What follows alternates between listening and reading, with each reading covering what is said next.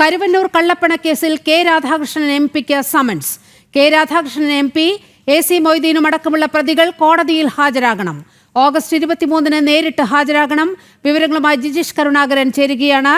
ജിജീഷ്, വലിയ ഇടപെടലാണ് ഈ കള്ളപ്പണക്കേസിൽ ഉണ്ടായിരിക്കുന്നത്.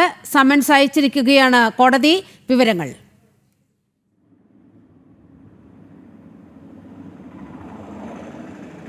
നീലിമ, കരുവന്നൂർ കള്ളപ്പണ കേസുമായി ബന്ധപ്പെട്ട ഏറ്റവും പ്രധാനപ്പെട്ട നീക്കങ്ങളിലേക്ക് തന്നെയാണ് വിചാരണ കോടതി കടക്കുന്നത്. അതിൻ്റെ ഭാഗമായിട്ടാണ് ഈ കേസിലെ ഏറ്റവും പ്രധാനപ്പെട്ട പ്രതികളായിട്ടുള്ള, അല്ലെങ്കിൽ ഈ കേസിൽ കൃത്യമായ പങ്കാളിത്തമുണ്ട് എന്ന് അന്വേഷണ സംഘം എൻഫോഴ്സ്മെൻറ്റ് ഡയറക്ടറേറ്റ് കണ്ടെത്തിയിട്ടുള്ള കെ രാധാകൃഷ്ണൻ എം പി, മുൻ മന്ത്രിയാണ്, മുൻ സ്പീക്കറാണ്, ഒപ്പം തന്നെ AC മൊയ്തീൻ, മുൻ മന്ത്രി AC മൊയ്തീൻ, ഒപ്പം തന്നെ തൃശ്ശൂരിലെ മുൻ ജില്ലാ സെക്രട്ടറി കൂടിയാണ് AC മൊയ്തീൻ, എന്നിവർക്കെല്ലാം തന്നെ സമൻസ് കോടതി നൽകിയിരിക്കുന്നത്. ഇവരെല്ലാവരും തന്നെ ഓഗസ്റ്റ് 23-ാം തീയതി നേരിട്ട് കോടതിയിൽ ഹാജരാകണം. കല്ലൂർ PMLA കോടതിയിൽ ഹാജരാകണം.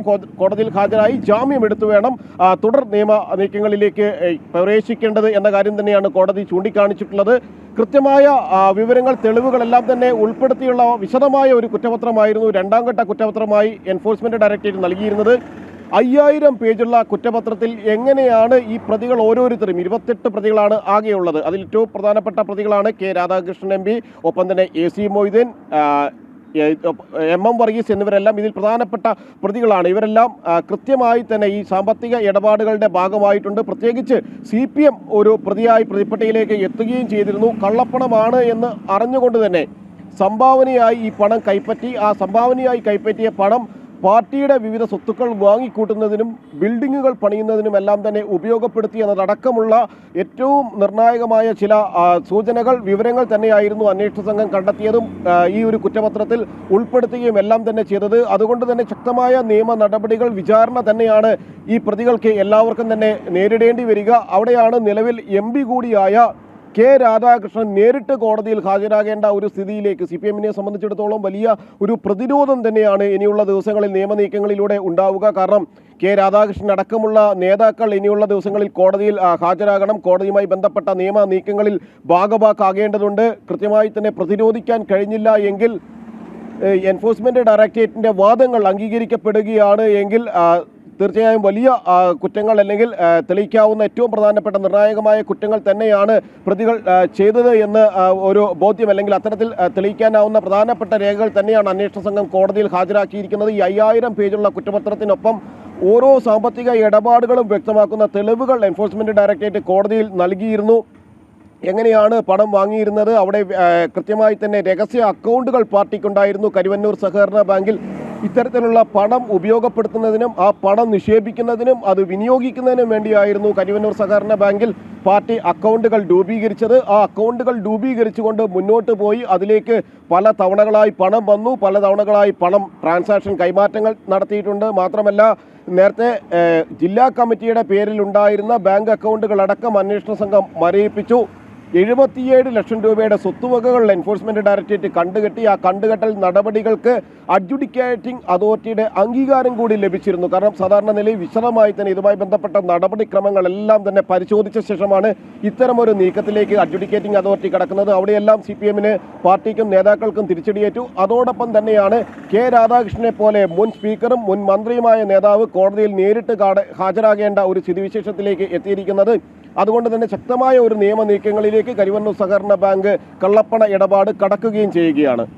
ജിജീഷ്, ഈ മെയ് അവസാനമാണ് രണ്ടാം ഘട്ട കുറ്റപത്രം ഈ വിഷയത്തിൽ ED നൽകിയത്. അതിൽ മുൻ ജില്ലാ സെക്രട്ടറി MM വർഗീസ്, മുൻ മന്ത്രി AC Moideen, K Radhakrishnan MP എന്നിവർക്ക് പുറമെ CPM-നെ കൂടി പ്രതി ചേർക്കുന്ന കുറ്റപത്രമാണ് അന്ന് സമർപ്പിച്ചത്. ഈ കുറ്റപത്രത്തിൽ പരാമർശിച്ചിരിക്കുന്ന ഈ മൂന്ന് നേതാക്കൾക്കുമല്ലേ സമൻസ് അയച്ചിരിക്കുന്നത്? ഇവർ കൃത്യമായി കോടതിയിൽ ഹാജരാകണമെന്നല്ലേ കോടതി ആവശ്യപ്പെട്ടിരിക്കുന്നത്?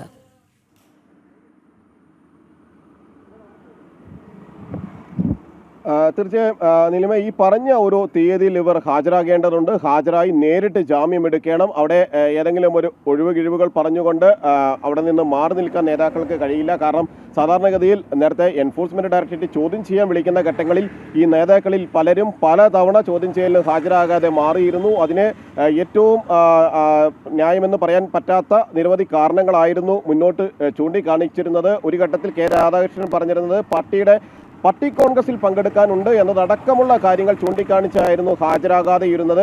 ഒപ്പം തന്നെ എം വർഗീസിനെ നിരവധി തവണ ചോദ്യം ചെയ്തു. ചില ഘട്ടങ്ങളിലൊക്കെ പാർട്ടി സംബന്ധമായ പരിപാടികളുണ്ട്, വ്യക്തിപരമായ കാര്യങ്ങളുണ്ട് എന്നെല്ലാം ചൂണ്ടിക്കാണിച്ച് ചോദ്യം ചെയ്യലിൽ നിന്ന് പലതവണ മാറി നിൽക്കുകയും ചെയ്തു. ഇതേ രീതിയിൽ തന്നെയായിരുന്നു AC മൊയ്തീനും ചോദ്യം ചെയ്യലുമായി നീക്കങ്ങൾ അല്ലെങ്കിൽ ചോദ്യം ചെയ്യലുണ്ടായ ഘട്ടങ്ങളിലെല്ലാം സമൻസ് ലഭിച്ചപ്പോഴെല്ലാം AC മൊയ്തീനായിരുന്നു. നിരവധി തവണ സമൻസുകൾ ലഭിച്ചപ്പോൾ അതിൽ ഏതാനും തവണ മാത്രമായിരുന്നു അന്വേഷണവുമായി സഹകരിച്ചത്, അന്വേഷണ സംഘത്തിന് മുന്നിൽ ഹാജരാവുകയും ചെയ്തത്. കെ രാധാകൃഷ്ണനും ഇത്തരത്തിൽ പലതവണ ലഭിച്ച സമൻസുകളോട് പ്രതികരിച്ചിരുന്നില്ല. എന്നാൽ അവിടെയാണ് കോടതി ഇപ്പോൾ നേരിട്ട് ഹാജരാകാനുള്ള ഒരു നിർദ്ദേശം നൽകിയിരിക്കുന്നത്. ഈ നടപടികളുടെ ഭാഗമായി എല്ലാ പ്രതികൾക്കും 28 പ്രതികൾക്കും നേരിട്ട് ഹാജരാകണം. ഈ കുറ്റപത്രം അവർക്ക് സ്വീകരിക്കേണ്ടതുണ്ട്. കാരണം 5000 പേജ് വരുന്ന വിശദമായ ഒരു കുറ്റപത്രം രണ്ടാം ഘട്ടത്തിൽ ഉൾപ്പെടുത്തിയിരിക്കുന്നു. 28 പ്രതികളുണ്ട്. ആദ്യഘട്ടത്തിൽ 25,000 പേജ് വരുന്ന കുറ്റപത്രമാണ്. അതിൻ്റെ കുറ്റപത്രത്തിൻ്റെ പകർപ്പ് കൂടി ഈ പ്രതികൾക്ക് വാങ്ങേണ്ടതുണ്ട്. പ്രതികൾക്ക് ഡിജിറ്റലായിട്ടായിരിക്കും ഇതിൻ്റെ പകർപ്പുകൾ നൽകുകയും ചെയ്യുക. അതിനുശേഷം തുടർ നടപടികളിലേക്ക് അല്ലെങ്കിൽ വിചാരണ ഘട്ടത്തിലേക്കും അതുമായി ബന്ധപ്പെട്ട നടപടികളിലേക്കും തന്നെയാണ് കോടതി നടപടികൾ കടക്കുന്നത്. ഇത് സംബന്ധിച്ച് കൃത്യമായ വാദങ്ങൾ ഉന്നയിക്കാൻ എത്രമാത്രം കഴിയും ഈ പ്രതികൾക്ക് എന്നത് തന്നെയാണ് ഇനി ഏറ്റവും പ്രധാനമായും വിലയിരുത്തേണ്ട കാര്യങ്ങൾ. CPM കടുത്ത പ്രതിരോധത്തിലേക്ക് നീങ്ങുകയാണ്. കരുവന്നൂർ കള്ളപ്പണ കേസിൽ കെ രാധാകൃഷ്ണൻ MP സമൻസ് അയച്ചിരിക്കുകയാണ്. AC മൊയ്തീൻ അടക്കമുള്ള പ്രതികൾ കോടതിയിൽ ഹാജരാകണം. ഓഗസ്റ്റ് 23 നേരിട്ട് ഹാജരാകണമെന്നാണ് കോടതിയുടെ ഉത്തരവ് വന്നിരിക്കുന്നത്. ജിജേഷ് കരുണാകരനാണ് വിവരങ്ങൾ പങ്കുവച്ചത്.